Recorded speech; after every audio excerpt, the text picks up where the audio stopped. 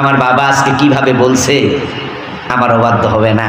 আরে ইব্রাহিম আলাইহিস সালাম অতটুকু বাবার মুখ থেকে শোনার সাথে সাথে বাবার সাথে কথা বলা বন্ধ করে দেবেন, সরাসরি আল্লাহর সাথে কথা বলতে শুরু করবেন। ইয়া রাব্বি ইন্নাকা কাদ ওয়া'আদতানি আল্লা তুখজিনি ইয়াওমা ইউবআসুন ফাআইয়ুল খিজি আখজা মিনাল আবিল আবআদ।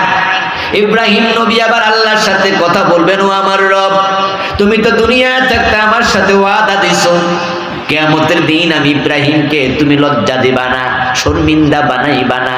অথচ বাবার গলায় রশি, বাবার হাতে হ্যান্ডকাপ, পায়ের মাঝে ডান্ডা বেরি, ফেরেশতারা টাইন্না জাহান্নামে নেয়। আমি ইব্রাহিম, আমার বুঝি শরম লাগে না? বাবার অবস্থা দেখে তো ছেলে হিসাবে আমি শরম পাচ্ছি। ও আল্লাহ, এখন আমাকে লজ্জা থেকে বাঁচাতে হলে আমার বাবাকে তুমি ছেড়ে দিতেই হয়। ইব্রাহিম আলাইহিস সালাম ঘুরে পেছায়া ডাইরেক্ট না কই আল্লাহরে বুঝায় যে আমার বাবারে ছাইড়া দেন, আমি শরম পাইতেছি, আপনি তো বলছেন আমারে শরম দিবেন না। আল্লাহ তাআলা বলবেন, অনজুর তাহতা রিজলাইক, ইব্রাহিম পায়ের তলা দেখো। ইব্রাহিম আলাইহিস সালাম উপর থেকে নিচের দিকে মাথা নেবেন, তাকায়া দেখবেন হাতে পায়ে শিকল বাঁধা। আজর যেখানে দাঁড়ানো ছিল সেখানে আজর নাই, একটা রক্ত মাখা শূকর দাঁড়ায় আছে, শূকর আকৃতির প্রাণী। আল্লাহ তাআলা সাথে সাথে মুহূর্তের ভিতরে আজরকে শূকরে পরিণত করে ফেলবেন। এবার ফেরেশতাদেরকে বলবেন, ফেরেশতারা একে জাহান্নামে ফেলে দাও, শূকরটাকে জাহান্নামে ফেলে দাও। ইব্রাহিম আলাইহিস সালামের সম্মুখে ওনার বাবা আজরকে শূকর বানায়া আল্লাহ জাহান্নামে ফেলে দিয়া ইব্রাহিমকে বলবেন, বুঝাবেন, তোমাকে লজ্জা থেকে বাঁচাইলাম, কিন্তু আজরকে জাহান্নাম থেকে বাঁচাই নাই। কারণ যারা শিরিক করে, কুফর করে, ঈমান নাই, তাদের জন্য আমি জান্নাত হারাম বানাইয়া রাখছি। জান্নাত চাইলে পাওয়া যায় না, কোন নবীর হাতেও জান্নাত নাই। জান্নাতে যেতে হলে দুটি শর্ত আপনাকে পূর্ণ করতে হবে। ডিসকাউন্ট তালাশ করবেন না। বাংলাদেশের লোকদের অভ্যাস খারাপ, তারা বাটা দোকানে যাইয়াও জিগা একটু কম হইব না। দেখবেন যে দোকান, কিছু কিছু দোকান আছে লেখা আছে এক রেট। আমাদের ঢাকার গুলিস্তান সবচেয়ে জঘন্য জায়গা ব্যবসার জন্য। ওখানে এক সময় ছিল মুলামুলি ভালো করে কিনতে না পারলে ঠকা। আর এখন গুলিস্তানে গিয়ে দেখবেন যে অনেক দোকান আছে লেখা আছে এক দর। এখন এক দরের দোকানে ঢুকে অনেক লোক আছে জিগায়, ভাই কম কত? তো দোকানদার কয় যে না, কম টম নাই। কো ভাই আমনে চাইলে তো পারেন। কয় আমি চাকরি করি। কো চাকরি করলে কি হয়েছে, কিছু কম দেন। মনে হয় গলা ধাক্কা না দিলে বুঝবো না। এরকম মোলামুলি করতে করতে, ডিসকাউন্ট তালাশ করতে করতে তারা জান্নাতের ব্যাপারেও ডিসকাউন্ট তালাশ শুরু করছে। এই জন্য দেখা যায় ঈমান আছে দাবি করে, নামাজের খবর নাই, 5 ওয়াক্ত নামাজ পড়ে না, এমন লোক আপনাদের এই এলাকায় আছে না নাই? এই বেনামাজিটা কি নিজেরই হিন্দু মনে করে? এই ভাইয়েরা কথা বলুন না, হিন্দু মনে করে? এই বেনামাজি নিজের খ্রিস্টান মনে করে? জিজ্ঞাসা করলে কি দাবি করে নিজেকে? মুসলিম, অথচ নামাজের খবর নাই। ইন্নাল্লাযীনা আমানু ওয়া আমিলুস সালিহাতি লাহুম জান্নাত। ডিসকাউন্ট তালাশ করবেন না, ঈমান এবং নেক আমল দুইটা মিলে জান্নাত। আল্লাহ যা বলেন সেটাই ফাইনাল। যেমন ওযু ফরজ 4টা, কোরআন মাজিদ আল্লাহ তাআলা বলেন, ইযা কুমতুম ইলাস সালাতি ফাগসিলু ওয়ুজুহাকুম ওয়া আইদিয়াকুম ইলাল মারাফিক ওয়ামসাহু বিরুউসিকুম ওয়া আরজুলাকুম ইলাল কাবাইন। নামাজ পড়তে যাও, ওযু করো, মুখ ধো, হাত ধো, মাথা মাসে করো, পা ধৌত করো, 4টা ফরজ। এখন কোনো ব্যক্তি মুখ ধুইলো, হাত ধুইলো, মাথাও মাসে করলো, কিন্তু প্রচন্ড শীতের কারণে পা ধৌত করে নাই, 3 ফরজ দিয়া নামাজ পড়ে ফেললো। আপনারা জবাব দেন, সওয়াব হয়েছে কতটুকু? 3টা ফরজ তো মানছে, তাই 75% নামাজ হয়েছে, ঠিক না? অর্ধেক হয়েছে কিছু নাকি বাদ? তো 3টা না মানলো, বাদ হইলো কেন? উত্তর হলো, আল্লাহ যা বলেন সেটা চূড়ান্ত, সেখানে ডিসকাউন্ট চলবে না।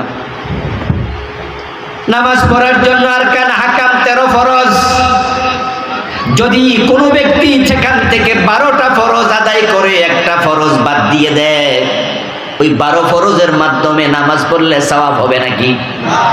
নাকি বাতিল? কেন বাতিল? 12টা তো করেছে। উত্তর হলো আল্লাহ বলেছে 13, সেখানে 12র কোনো মূল্য নেই। আল্লাহর জান্নাতে যেতে হলে আপনাকে দুটি শর্ত পূর্ণ করুন, ঈমান ঈমান ঈমান এবং নেক আমল। এবার আসুন আমরা একটু সে আলোচনায় একটু যাই। আমার বন্ধু, ঈমান আমরা এনেছি আলহামদুলিল্লাহ, কিন্তু এখন ঈমান আনার পরে আপনি যদি বেঈমান হয়ে যান, ঈমান হারায়া ফেলেন, মরার সময় ঈমান না থাকে, তাহলে ঈমান আপনার ছিল এ কথার কোনো দাম নেই। আপনি বিদেশে রওনা দিয়েছেন, আপনি ঢাকা এয়ারপোর্টে গেলেন, যাবেন আপনি দুবাই, সৌদি আরব, আমেরিকা কোনো দেশে, কিন্তু আপনার পাসপোর্ট ভিসা আপনি বাড়িতে রেখে গেছেন। এখন এয়ারপোর্টে যখন আপনি যাবেন, ইমিগ্রেশন ক্রস করবেন, তখন যদি আপনি ইমিগ্রেশন অফিসারে বলেন যে পাসপোর্টও আছে, ভিসাও আছে, সব আছে, তবে বাড়ি, আপনারা ঢুকতে দেবে? আছে শব্দের কোনো দাম নাই, সাথে আছে কিনা সেটা ইম্পর্টেন্ট। ঈমান আছে, মরার সময় নাই, এর আগে হারাইয়া গেছে, এমন লোক সমাজে আছে কিনা? অভাব নাই। قال النبي صلى الله عليه وسلم تكون بين الساعة فتن كقطع الليل المظلم يصبح فيها الرجل مؤمنا فيمسي كافرا ويمسي مؤمنا فيصبح كافرا ويبيع أقوام دينهم بعرض من الدنيا। প্রিয় নবীজি বলছেন, এমন একটা জামানা কিয়ামতের আগে আসবে, সূর্য ডুবে গেলে অন্ধকার যেমন চারদিক থেকে ধেয়ে আসে, কিয়ামতের আগে ওই অন্ধকারের মতো চারদিক থেকে কুফরি ধেয়ে আসবে। মানুষগুলো সকাল বেলায় মুমিন থাকবে, সন্ধ্যা বেলায় কাফের হয়ে যাবে। সকাল বেলায় মুমিন থাকবে, সন্ধ্যা বেলায় কাফের হয়ে যাবে।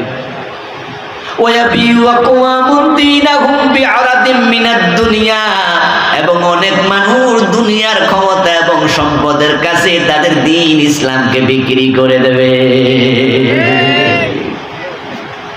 ক্ষমতার কাছে, সম্পদের কাছে ইসলাম বেচা দেয়।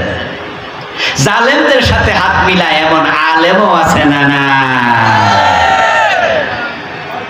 মডেল মসজিদে চাকরি পাওয়ার জন্য, ইসলামী ফাউন্ডেশনে চাকরি পাওয়ার জন্য, সরকারের নেক নজরে থাকার জন্য জালেমের সাথে হাত মিলায় এমন শত শত আলেম বাংলাদেশও আছে না? না, শাহবাগের মোড়ে যাইয়া নাস্তিক ব্লগারদের সাথে হাত মিলাইছে, একাত্মতা ঘোষণা করেছে, এমন আলেমও বাংলাদেশে আছে। আমার প্রিয় ভাই, প্রিয় নবীর হাদিস বাস্তবায়িত তো হবেই। কিয়ামতের আগে প্রিয় নবী বলছেন, সকালবেলা মানুষ মুমিন থাকবে, সন্ধ্যাবেলায় কাফের হবে। প্রশ্ন হতে পারে কিভাবে? আরেকটা হাদিস শুনুন। মানুষ ঈমান হারাতে হারাতে অবস্থা এমন হবে, বেঈমানরা পর্যন্ত মসজিদের ইমাম হয়ে যাবে, বেঈমান মুয়াজ্জিন হবে। ঈমান তার চলে গেছে, সে 5 ওয়াক্ত নামাজও পড়বে। কালান নবী সাল্লাল্লাহু আলাইহি ওয়াসাল্লাম, ইয়াতি আলান নাসি জামানুন ইয়াজতামিউনা ফিল মাসাজিদ লাইসা ফীহিম মুমিনুন। আমার রাসূল ভবিষ্যৎবাণী করেন, এমন জামানা আসবে মানুষ মসজিদে জামাতের সাথে নামাজ পড়বে, অথচ ওই জামাত, ইমাম, মুয়াজ্জিন, মুসল্লি একটারও ঈমান থাকবে না। ইমামও কাফের হবে, মুয়াজ্জিন কাফের হবে, মুসল্লি সবগুলো কাফের হবে। এই জামানা আসবে না, এসে গেছে, এসে গেছে। আমার 2 চোখ দেখেছে এমন মসজিদ, যে মসজিদের ইমাম কাফের, মুয়াজ্জিন কাফের, মুসল্লি সব কাফের। আপনি দেখতে চান? আপনিও চলে যান ঢাকার বকশী বাজারে, ঢাকা আলিয়া মাদ্রাসার পাশে দেখবেন কাদিয়ানীদের মসজিদ, যেখানে ইমামও কাদিয়ানী, মুয়াজ্জিনও কাদিয়ানী, মুসল্লিও কাদিয়ানী, নামাজ পড়ে 5 ওয়াক্ত। আওয়াজ করে বলুন তো, কাদিয়ানীরা মুমিন না কাফের? তো রাসূল বলছে নামাজ পড়বে জামাতে, সবগুলো কাফের।